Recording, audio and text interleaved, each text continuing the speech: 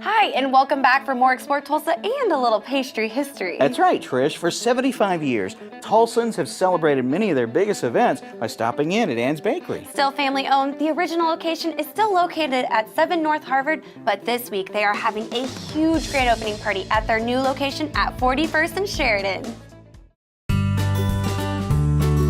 My grandmother and grandfather back in the late 30s met, and they were both in the baking industry, and they decided when they got married that they would open their own bakery. So in 1938 they opened Ann's. They actually bought a house there and they built the bakery up underneath it. They jumped headfirst into the wedding cake industry. So they made very elaborate wedding cakes. My grandfather actually was the decorator at the time. They also did lots of breads. They supplied breads to local supermarkets and things like that. I think probably just the big mixers and the big ovens, everything was almost bigger than life because I was so little. I just loved it. I mean, I don't remember eating a lot of it, I think because I was around it so much, but I just liked the whole process of it, watching them mix in these huge bowls. And through junior high, my mother would be like, "Oh, why don't you try and make a flour?" And so I would make a flour and she, "Oh, that's good." And then it was like, "Oh, why don't you try and write for me? Write your name." So I'd write and, "Oh, that's pretty." And then pretty soon it was like, "Here's a cake, why don't you decorate it?" And so then it was like she was really sly in how she taught me to decorate. And pretty soon I was like working. I didn't even know it. I think probably the biggest change was the supermarket where they started having in-store bakeries. That was a big change for just standalone bakeries.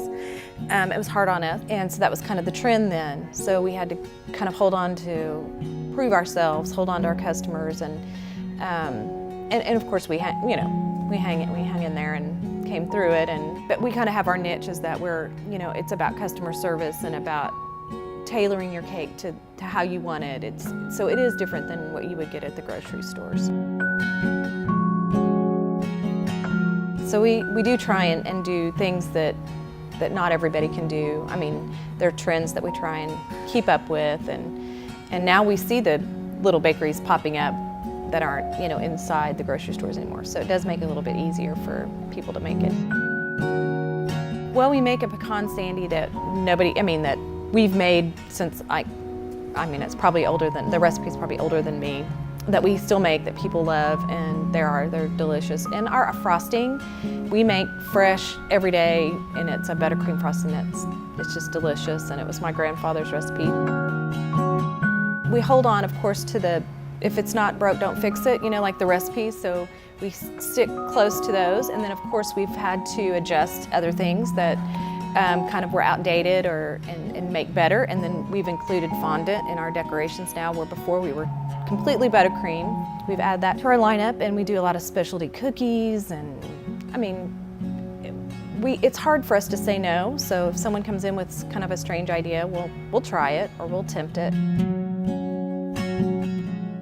I think as my kids were growing up and getting older, the thought of having the bakery still in the family was probably even more important, because the more I thought about, well, this was something that was left for me, and I was fortunate enough and blessed enough to be able to walk into it, and now I want my children and their children to have it.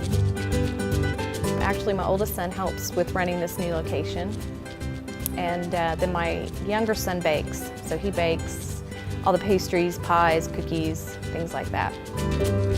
I mean, people love the bakery. I love hearing people talk about their stories, about their family, their traditions with the bakery over the years, their grandparents getting their cakes at Ann's, and now the grandchildren and great-grandchildren are getting things at the bakery. It's exciting.